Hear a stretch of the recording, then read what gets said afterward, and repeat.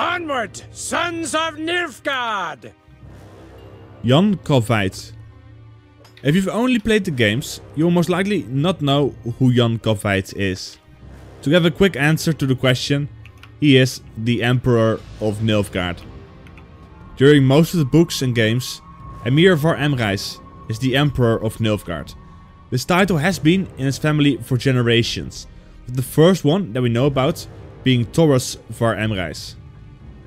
Taurus was followed up by his son, Fergus var Emreis, who eventually was overthrown by the usurper.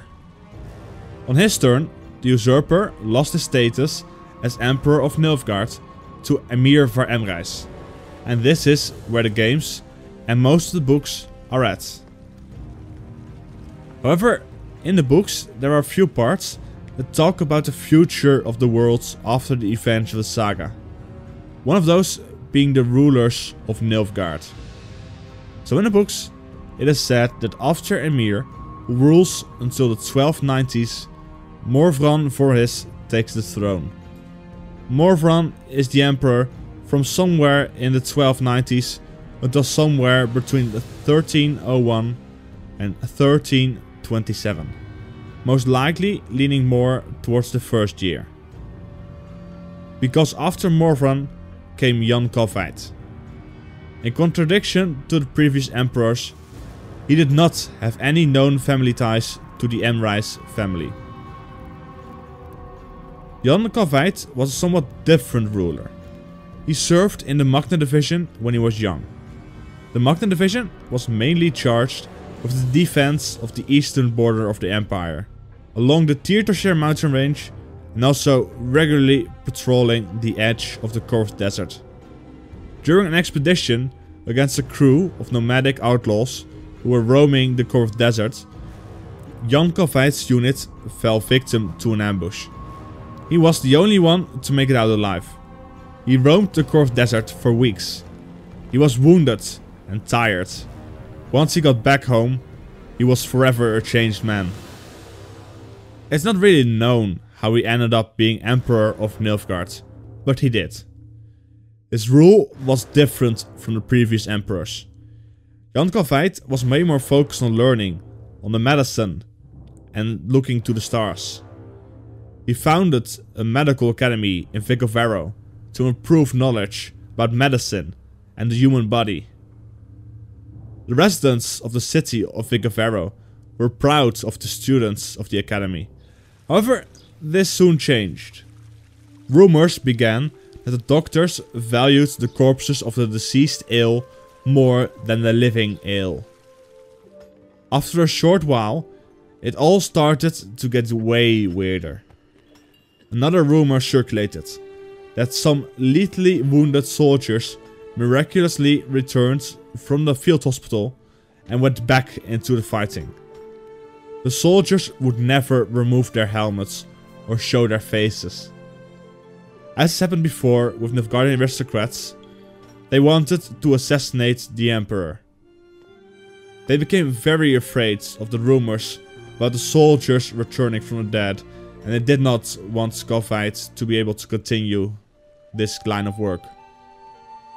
This attempt, however, failed, because as soon as the plotting began, Calveit knew about it. Most likely thanks to what happened in the Corved Desert, Calveit didn't want anything to be left to chance. He was surrounded by court mages and astrologers who helped him predict the future. And it seemed they were fairly successful. They were able to warn him about stuff like the assassination attempts and predicting what would happen in the future. Calveit eventually became very focused on what his mages had read in the stars. He even went as far as to have a throne be placed on the edge of the battlefield, from where he would watch it all unfold. As the flaming arrows flew by him, and the trebuchets swung rocks at him, he would not leave his throne, and he would not flee. Because as he said, "Our fates are written in the stars, and my day has not yet come." A few notable traits of this emperor were his ability to give people a second chance. I forgive you. This time.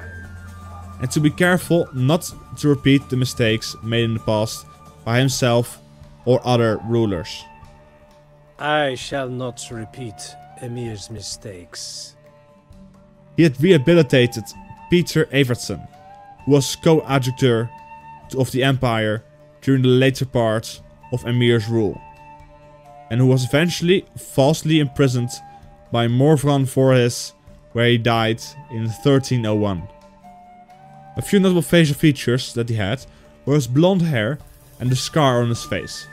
Even though his mages asked him if they should conceal the scar, he refused, seeing it as a memory, a memento, to not repeat the mistakes he has made in the past.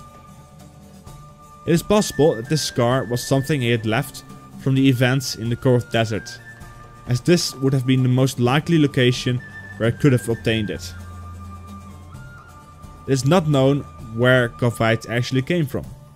Although his family has most likely core Nilfgaardian roots, it is speculated that he could be from either Nazir or Magne. Magne is an assumed land to the eastern border of the Empire, although I'm not sure if it's actually a country or just a region, because it's not mentioned in some lists of lands conquered by Nilfgaard, so it could be conquered before they started to become an empire, or it could just be part of a land that's already conquered by the Empire. The reason why it's speculated it could be from Nazir has to do with a skin he has in the Gwent standalone card game called Naziri Avenger. This could mean that he's from Nazir, or this could just mean nothing and just be some fancy title they made up for him, because why not? That was it for Jan Calveit, the Emperor of Nilfgaard, who believed in the stars and was rumored to have a zombie army. If you want more Witcher lore videos, subscribe and like the video. Till next video. Bye.